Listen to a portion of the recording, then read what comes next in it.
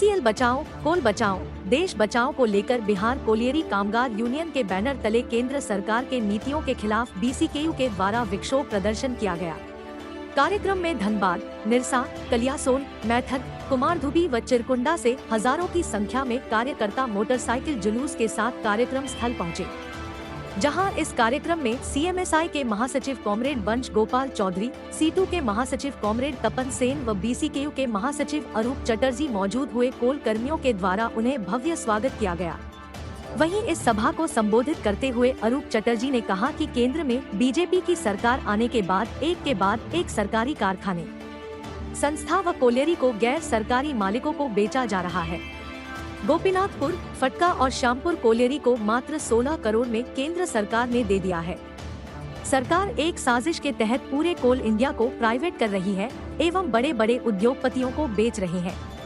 अरूप चटर्जी ने कहा, outsourcing company मजदूरों को शोषण करती है। केंद्र सरकार के द्वारा रची गई साजिश को हम लोग कभी सफल नहीं होने देंगे। साथ ही मजदूरों की हक और अधिकार की लड़ाई हम लोगों के द्वारा हमेशा लड़ी जाएगी। निरसा से ब्यूरो रिपोर्ट।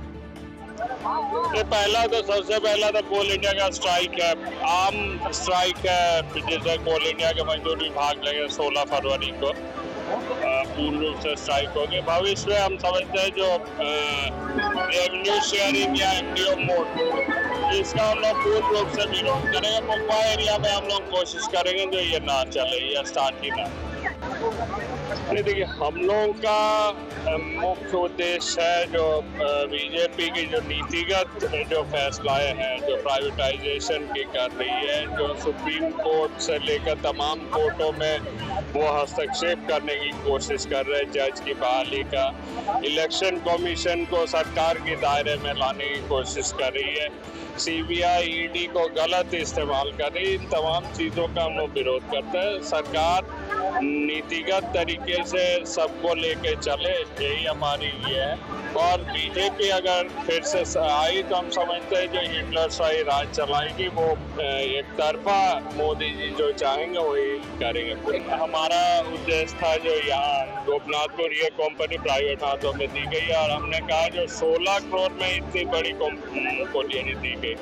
आप अगर से प्रोडक्शन किया हुआ कोयला शाहपुर में लीजिएगा 30,000 टन है, वो मतलब हार्डकोर ग्रेड की कोयला है, तो वो कोयला ही का वैल्यू 16 करोड़ से काफ़ी ज़्यादा है।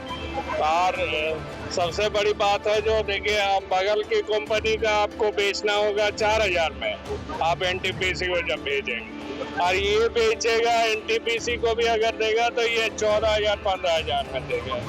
तो आप किस तरीके से बोल रहे जो कोल इंडिया लॉस पे चल रही है? हमें भी बेचने का आदेश दे तो मुंबई एरिया की सारे कोयला अगर 15,000 20,000 में बिक्री हो तो ईसीएल बहुत प्रॉफिट में रहेगा, कोल इंडिया बहुत, सरकार की रेवेन्यू बढ़ेगी।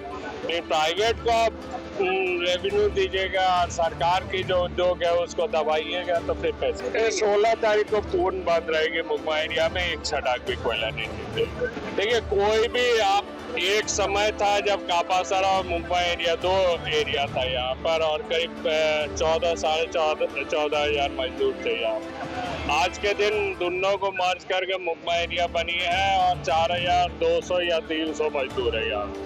ये भी आस्ते आस्ते घट कर 2 साल बाद और 3,000 के करीब चले और आउटसोर्सिंग की संख्या बढ़ते जा रही, प्राइवेट माइंस की संख्या बढ़ते जा रही, जिसमें 8,000 10,000 14,000 15,000 ही वेतनमान है। तो इस वेतनमान में लोगों को 12 घंटा काम करवा रही है। आज बेरोजगारी का जो दौर है, लोग 12 घंटा में इस कम पैसे में भी करने के लिए लोग तैयार हैं, तो इसका लोग फायदा उठा रहे, शोषण कर। हमने ये कहा जो देखिए, इतनी बेरोजगारी है जो हम अगर मांग करते हैं जो भाई हमें ये वेतनमान चाहिए तो लोग उम्र पड़ते हैं नहीं, हम 8,000 नहीं देने करने के लिए तैयार हैं। तो इस बेरोजगारी की दौर में उसकी फायदा लोग उठाते हैं। तो मजदूर कभी गोलबंद नहीं होते। मजदूर अगर गोलबंद हो इसके खिलाफ तो हम समझते हैं जो जरूर इस पीछे के